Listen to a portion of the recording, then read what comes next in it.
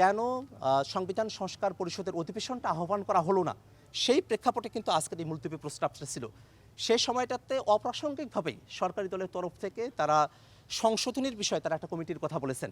তারই উত্তরে বিরোধী দলীয় নেতা তিনি কিন্তু বলেছেন যে যদি আজকের সংবাদ সম্মেলনে তিনি সেটা ক্লিয়ার করেছেন, যদি সংবিধান সংস্কার পরিষদের বিষয়ে কোনো কমিটি নিয়ে আলোচনা হয় সেটা নিয়ে একটা আলোচনা হতে পারে। এখানে একটা বিষয় আপনাদের ক্লিয়ার করে রাখা প্রয়োজন, যে ধরনের কমিটির প্রস্তাবনাই করা হচ্ছে না কেন সেই কমিটিগুলোর কিন্তু আদতে আইনগত তেমন কোনো কার্যকারিতার জায়গা নেই।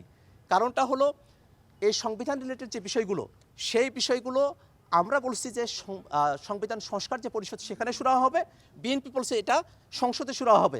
সেটা কিন্তু কোনো কমিটির মাধ্যমে শুরু হওয়ার মতো কোনো বিষয় এটা নয়। কিন্তু এই কমিটি যেটা সংবিধান সংস্কার পরিষদের জন্য যদি কোনো কমিটি হয় সেটা হচ্ছে একটা ফ্রেন্ডলি কমিটি।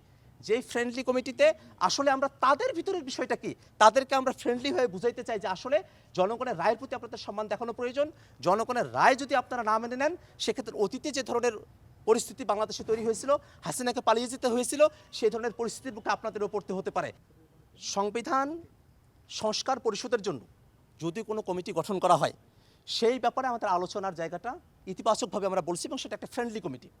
কিন্তু যে সংশোধনীর আলাপের কথা বলা হচ্ছে সেই জায়গাটাতে কিছু শুভঙ্করের ফাঁকি আছে এবং সেই বিষয়গুলো সংসদে শুরু হওয়ার আগে পর্যন্ত আমরা শুধু এতটুকু জিনিস আপনাদেরকে জানিয়ে রাখতে চাই যে বর্তমানে যে পরিস্থিতি, সেই পরিস্থিতি হচ্ছে সংবিধান সংস্কার পরিষদকে বাস্তবায়নের জন্য আমাদের এই কর্মসূচি, সেটার বাইরে গিয়ে কোনো কিছু সেই ব্যাপারে অবশ্যই আমাদেরকে ভেবেচিন্তে সিদ্ধান্ত নিতে হবে। এবং আমরা মনে করি যে এর মধ্য দিয়ে যে শুভঙ্করের ফাঁকিগুলো দেওয়ার কথা বলা হচ্ছে সেই বিষয়গুলো জাতির সামনে আগামীকাল আসলেই আরও পরিষ্কার হবে এবং তখন জাতিই সিদ্ধান্ত নেবে যে আসলে আমাদের বিরোধী দল হিসেবে কী করণীয় থাকতে পারে।